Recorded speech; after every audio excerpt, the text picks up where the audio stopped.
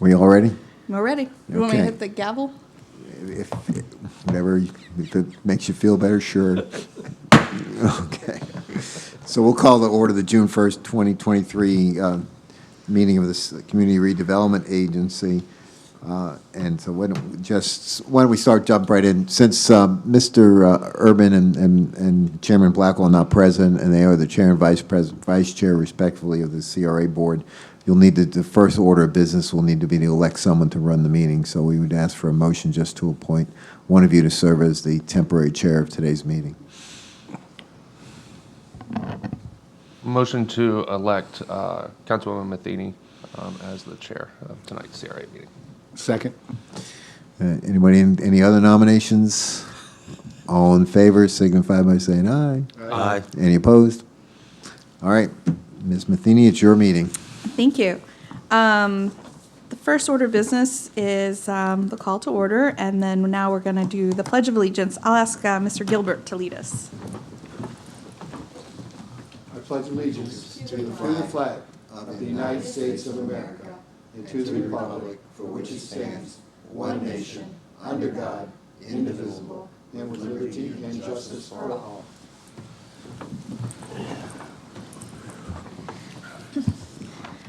Madam Clerk, please call the roll. Chair Blackwell, excuse absent. Vice Chair Irvin, excuse absent. Member Matheny, Here. Member Gilbert, Here. Member Fletcher, Here. Member Wagner, Here. Member Loden. Here. Thank you. So our next item of business is the approval of the minutes. Board members, are there any comments or corrections or questions to the April 6th or May 4th meeting minutes? If none, I'll entertain a motion. Motion to approve.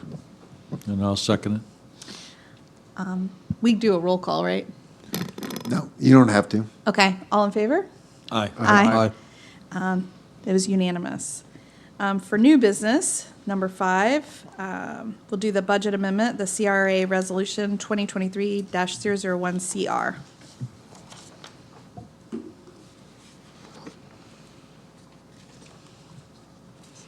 Good evening, Antoinette Forbes, Economic Development Director. So the amendment you have before you is Resolution 2023-00R.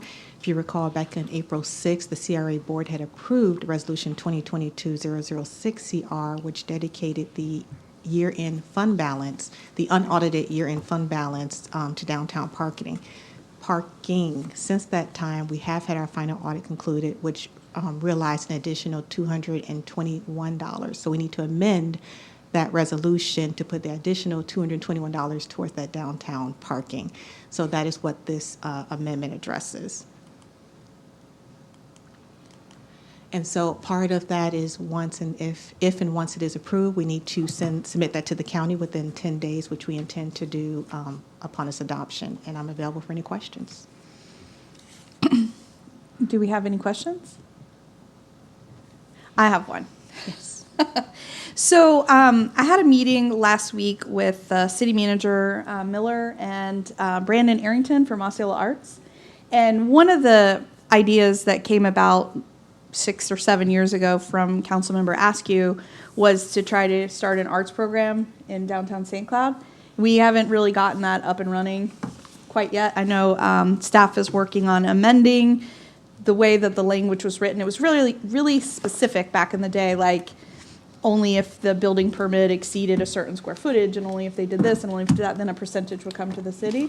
But when we met with Osceola Arts, we discussed the opportunity to bring the mural program, similar to what they're doing in downtown Kissimmee, to St. Cloud, something I had been interested in. And when I talked with Ms. Miller, an opportunity for downtown was to use CRA dollars.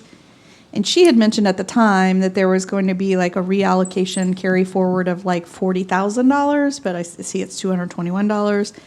But I spoke with the attorney and Mr. Tomac and just said, you know, if we got approval from the council or from our CRA board to reallocate some money towards it, then we could let staff work out the details of the like interlocal agreement and how exactly the mural program would work, and you know, what criteria we would put onto it that staff could work all those details out. And the number we had talked about was $40,000, which I don't know if we have a place to take that 40,000 out of. So I can respond if you like. Okay. Sure. So based on that amount, we don't necessarily need to take it from the fund allocation balance. We can do possibly some reshifting in the operating budget. It's a relatively small amount. The other thing we can consider is depending on how deep we want to go in terms of an arts program, there may be other potential funding sources, not just CRA.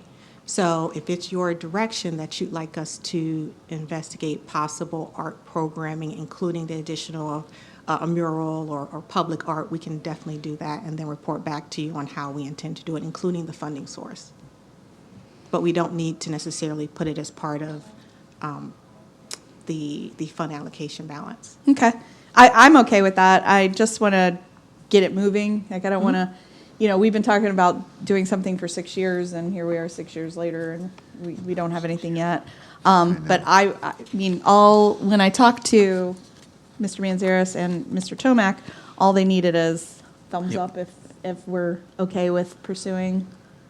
Yeah, looking to be into an clear, arts program. what we need is direction to move forward with the program. It would be a new program that would have to be created, and so we obviously would have to work through those. So, So do we have to motion it to No, do it that? no, we're they just just need looking for direction. direction. We're still, Yeah. Okay, we got it. we don't like Okay. thumbs up. Everybody's like, So head nod and 4 thumbs up, so we're in. Great. Okay, so do I have any comments or a motion to approve on the budget amendment item?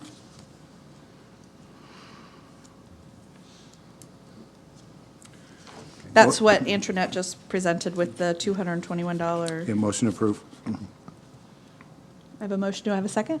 Second. Thank you. Clerk, please call the roll.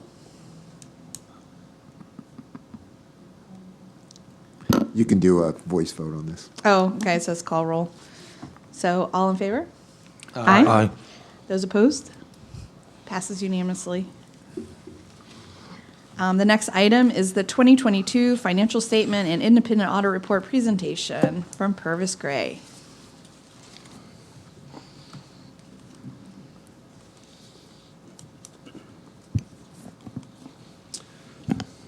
Good afternoon. Thank you for this opportunity to present the audit for the CRA for the year ending September 30th, 2022. My name is Matt Gano. I'm a senior audit manager with Purvis Gray and Company that oversees the audit of the CRA. Pictured also on the slide, you'll see Tim Westgate. He's an audit partner with the firm that oversees the engagement. He was unable to make the meeting today. He's actually flying overseas today. So as part of our engagement, we perform a financial audit as well as some compliance audit that are required for the CRA. This slide shows two of those reports that we issue. The first one, the top item there, is the auditor's opinion on the financial statements and notes. This is the financial audit that's performed related to the CRA. This report that's issued by us can be found on page 1 of the audited financial statements and packet. On that report, it's a lot of boilerplate language, but it states that our responsibility is to issue an opinion on the financial statements, that they are fairly presented based off of the audit procedures that we have performed to test those balances. Management's responsibility is to prepare the fair presentation of those financial statements. In that report, we issued a clean or an unmodified opinion, which is the highest level of assurance that we can offer as part of the attestation engagement based on our audit procedures. So there was no, as presented, the financial statements are fairly materially, properly stated. The second item there is an internal control and compliance over financial reporting. This is required by the rules of the Auditor General. In this report, which is found in the back of the bound financial statements, it would discuss if we had any material weaknesses or significant deficiencies as we review the internal controls over the financial reporting or compliance. We had no such matters that rose to a written level needing to be reported in that report. On this slide, the top two items are actually compliance reports that we also issue that are in the bound financial statements and reports. The top item there is 218-415 Florida statute, which pertains to the CRA's compliance with the state's investment policy. We had no findings related to that. related to the CRA, as the CRA is a part of the city's investment portfolio and also abides by the Florida statute. The second report issue there is in compliance with Florida Statute 163-387, which oversees the CRA to ensure compliance with the Florida statute as well as the CRA's plan. The testing that was performed to ensure compliance had no findings related to that. There was one item that we did have a written management letter comment, but it didn't raise to the level that was actually a compliance finding that needed to be issued in this report, but it is included in a separate management letter comment in the management letter, which is the final item mentioned there. So we'll have a slide that just kind of briefly touches on that in a minute. Just some high-level financial highlights compared to this is a 3-year showing the revenues. I've excluded the investment gain or loss for this, so just for comparison's sake, and expenditures, including your transfers out, and I can explain that in a second, and your fund balance for the CRA. Looking at the first column there, the blue bar is your revenues over the last 3 years have steadily increased, and that's primarily due to the increasing property values within the CRA. As that occurs, the additional revenue is paid into the CRA. The investment gain or loss I excluded this year because with a lot of the investments that people had, including the city's portfolio and the CRA's portfolio, there was a loss this year that was rather significant. It should be made up as the market returns, just due to the fluctuation in the investments. Those have been rather excluded. If they were included, you would have saw more of a flat, slight decline in overall revenues compared to the prior year once you add in the investment gain or loss.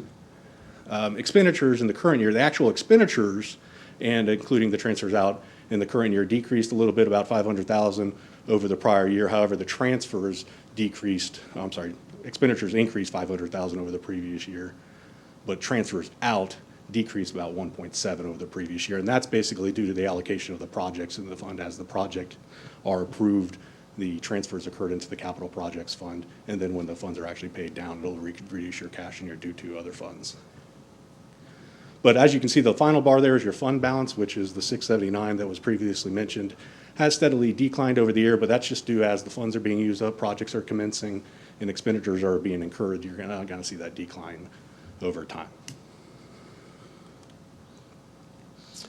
Other audit matters. There is a separate unbound letter that we also issue, and it mentions any particular major accounting policies that occurred during the year, any significant audit adjustments, issues with management, or any other issues in performing the audit.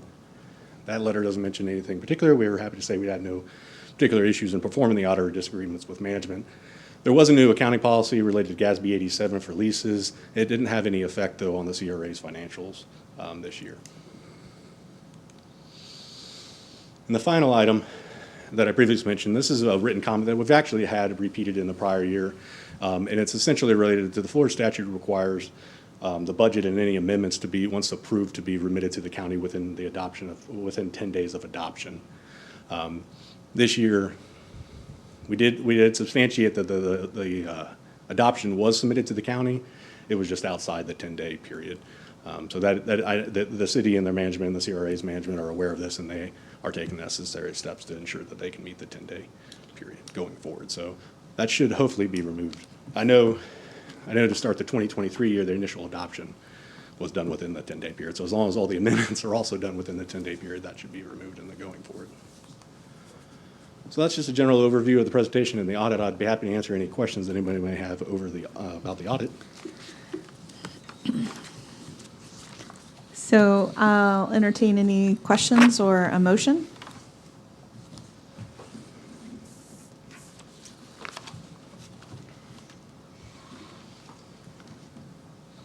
Bueller? Motion to approve. Second. I have a motion to approve in a second. All in favor? Aye. Passes unanimously. Thank you very much. Thank you very much. Great job.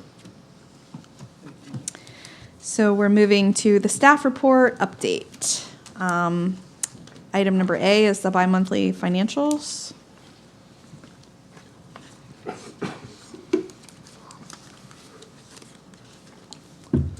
Jeff Cooper, Interim Finance Director. Not much has changed since we went through this the last time. So this shows your revenues for the year, and of course, we collect most of those early in the year in the first quarter. So we've actually collected a little bit more revenue than we had, actually a little bit less than we've anticipated, but we still have the operating interest for the remainder of the fiscal year to go. So we'll actually exceed our initial revenue projections. Also, as I think Matt mentioned, we did meet the 10-day time frame for the submission of the budget within 10 days submission of the 2022-2023 budget. So, and we just submitted the budget amendment that we just did, and then Antoinette will submit the one we just approved tonight. So we're good on that particular item. Any questions on the revenues? We are recovering from an investment perspective. As Matt also mentioned, we had a paper loss there for a while, but now that is recovered and then some. So, as long as we hold our investments to term, which we do, we don't actually lose any money. Expenditures and other uses. So we budgeted $1.45 million. We've spent $699,000. We're also in the process of encumbering a stage for $200,000. Antoinette can explain more on that. So I think we're doing a better job of not having a large year-end fund balance, which we have to dedicate to a specific project within the CRA. So the $40,000, as you mentioned, for art, I'm 100% certain that we can come up with that within the available funds that are already out there. So right now we do have a balance of $750,000. Again, we still have the personnel costs coming out of there for June, July, August, September, and the $200,000 that I mentioned. And then we do have the $300,000 in contingency, which was the roof for the hotel. Not sure of the status of that right now, but that funding is also sitting out there. Any questions on expenditures? And that is all. Thank you very much. Are there any questions? Nope. Our next item is the members' update. Member Wagner, do you have any updates? Nothing at all. Member Loading? I'm good. Member, are we going to keep the streak going? Member Fletcher? I have no updates. Member Gilbert? No updates. I don't have any either. I'll ask if there's anyone for the public who wishes to speak. No? Our next CRA meeting is scheduled for Thursday, August 3rd, 2023. And with that? Wait, can you make one quick comment? Yes. For Mr. Loading, Mr. Wagner, they will have the audio from the ethics presentation that I did to the city council. That will be available on Monday, so they'll contact you. So we'll contact you, and you'll be able to come pick it up and then watch it so they can follow your certification. Thank you, Or sir. listen to it, I should say. I should have asked if you had something. I'm sorry. And Mr. Tomac, do you have anything? No, We just want- thanks for your service. Appreciate you. All right. With that, I'll adjourn the meeting. Good job.